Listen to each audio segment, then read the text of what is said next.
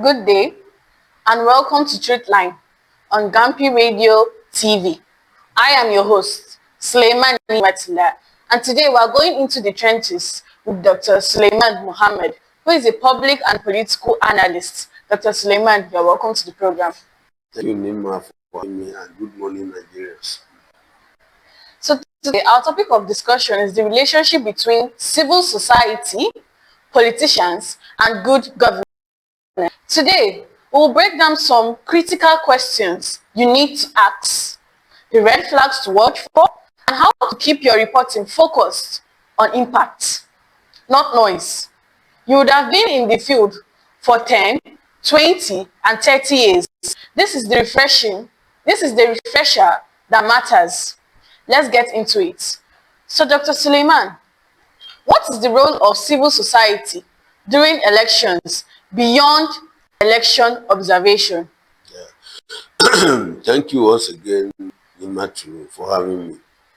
The role of society organizations during election beyond just observation are too many to mention. One, the civil society organization should serve as watchdog between the politicians, the electorate, and even the journalists, the media.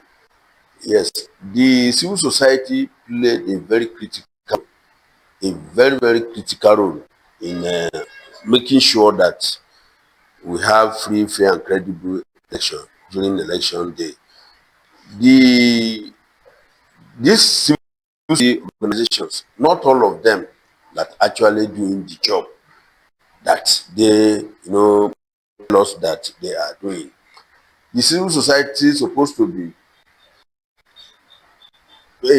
supposed to be a body that holds the politicians accountable, you understand, for Yes. their action and inactions.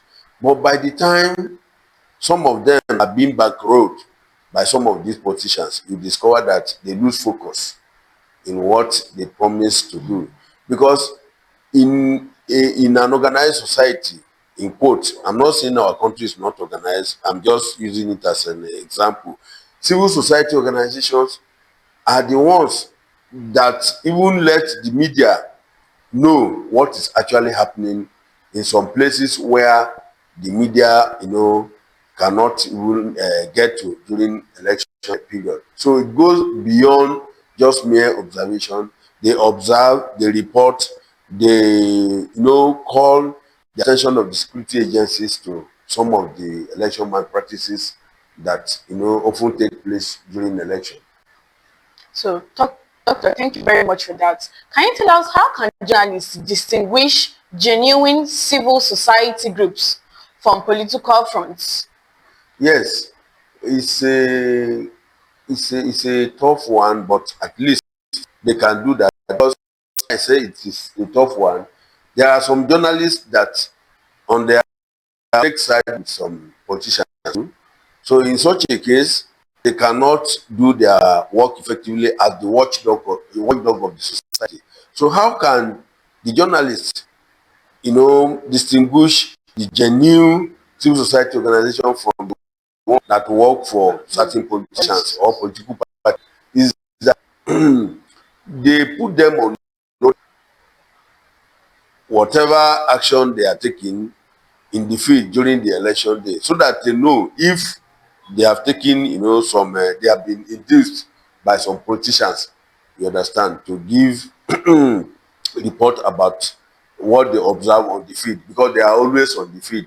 If the journalists go beyond mere reportage and do the research about some of these civil society organizations, they will know the ones that are genuine, that are really doing the job of holding the politicians, the electorates, and even the journalists are accountable to their action.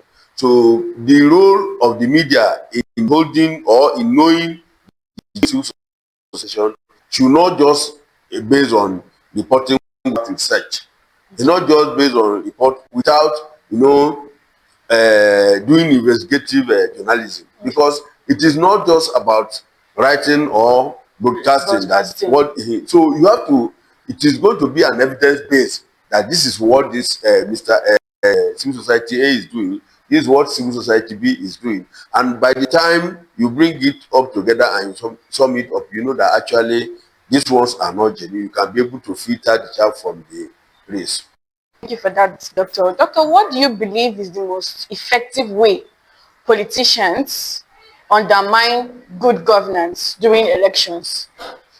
Yes, the most effective way for politicians to undermine electorate during election is financial inducement. Yes, you see, there is what we call a vote buying during election. This vote buying is a kind of buying the conscience of the people for 4 years with 5,000 naira or 10,000 naira. But this 5,000 naira cannot even sustain you in a day, not to talk of 4 years. 4 years. And by the time you lost your dignity to 5,000 naira, if such government is doing the wrong thing tomorrow, you have the courage to complain. Buying is a very serious. That's why you see that politicians load money, even cash, you understand, in bag, and they have their agents that go around sharing this money. They have even advanced to the level of transferring the money. By the time they see your voters card, they pick the number, they pick your name, and they send this money. So they reduce the electorate to, nothing, because they know that people are hungry, people are complaining. The poverty has a lot of families. Yes. So there are people that are there in 2, 3, they don't even 1,000 naira. So if they will tell you that this is the time I have, or let me collect my own and go back. Yes. So by the time they give them token like 10,000 or even as low as 5,000 naira, they thought that at least today and tomorrow me and my family can get something to eat. I bet where is bring that in, make I put my hand, make the man. After all, they will go ahead and announce the person they want to announce. So this is the major problem, and it will be very difficult to eradicate this, because politicians know that, a lot of them know that they are not doing well. And if you leave the vote buying, the rigging, and the rest of them violence, and let the real process and let there be credible, free, and fair election, a lot of them will make it to the office. So that is why you see that they introduce this vote buying, so that they can pollute and reduce the electorate to nothing. They can get their votes. So that takes us to the next question, Doctor. How does weak political party internal democracy affect governance after election? Yes, you see, like now in Nigeria, I think we have we are close to up to 30 registered political parties in Nigeria today. But I can tell you that if not the ADC, the ADC, and what other name, it's only two that we are hearing about before the destruction of the PDP by the, let me say alleged, you understand, by the ruling party. APC. We only hear the APC and PDP. At least now we can talk about APC, PDP, ADC, NDC, and the rest of them. So the smaller political parties come to the field with the aim of, let me register, so that they know that at least I'm there. After the election, I can form alliance, since we can discuss and negotiate that let it be all inclusive government, not the winner take his spot, so that they can include them in the governance. So this attitude is not good enough for any good working democracy. Why I say so is that the ruling party, those who have already organized themselves, know that these people that are coming to the field, they are not actually coming to make difference or to challenge the sitting government. They are just coming to register presence and see how to get what they want. So democracy after election, and this is the way it goes. So, Doctor, for our final question, what questions should journalists ask civil society to test their independence? Very critical and logical question. The questions civil society should ask is that, when I think there are a lot of them that used to come to the field during election, that we know that at least without being told, these ones to some extent they are credible. The journalists should just ask them, who is backgrounding you? Yes, ask them who is bankrolling, who is financing you.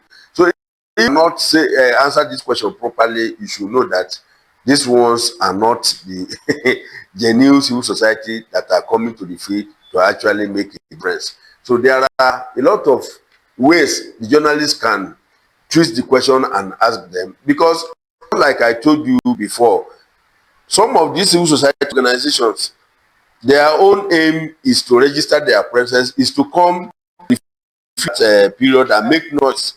This is what we see in situation room, we observe this, we do this, and because some of them are so particular about some political parties, because what they wanted they did not get it, so they will try to destroy that party so that they can, get what they want, maybe negotiation and the rest of them. But genuine ones will report exactly what they see on the field, and the journalists take it from there.